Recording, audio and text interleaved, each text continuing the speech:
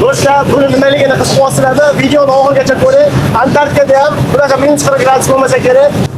Ushbu liniya 2014-yil o'rnatilgan bo'lib, 12 mavsum davomida biror marta ham buzilmagan. Sababi har sezon boshida mijozimiz salnik, pachivnik va boshqa ehtiyot qismlarini ko'zdan kechirib, yaroqsiz detallarni yangilab, moylab ishlatib kelyapti. Liniyamiz yana qancha xizmat qilishi mumkin? Kommentariyada fikringizni kutib qolamiz.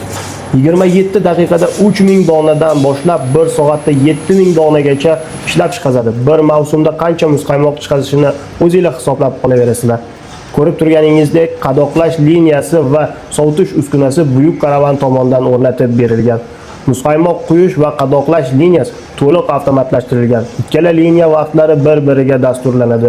Mahsulot turiga qarab vaqtlar o'zgaradi.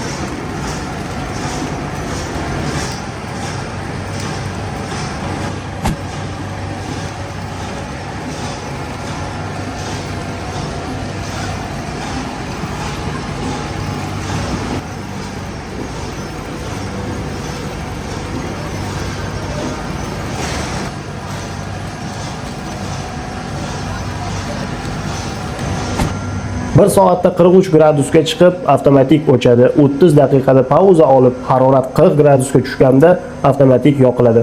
Bu degani tokni ekonom qiladi. 2020-yil mijozimiz talabiga ko'ra ushbu vintovoy agregatni o'rnatib berganmiz. 6 yil davomida buzilmasdan ishlab kelyapti. Mijozimizga to'liq komplekt to'plamda texnikalarni joylab berganmiz. Agar sizga ham xuddi shunday liniyalar kerak bo'ladigan bo'lsa, pastdagi raqamlarga qo'ng'iroq qilib batafsil ma'lumot olishingiz mumkin. Narxlar, texnika sizning sharoitingizga qarab chiqazib beriladi. Narxlar faqat Telegram yoki qo'ng'iroq orqali aytiladi. Bizga obuna bo'lishni unutmang. Savollaringiz bo'lsa kommentariyaga yozib qo'ying. Buyuk karavan doim bir qadam oldinda.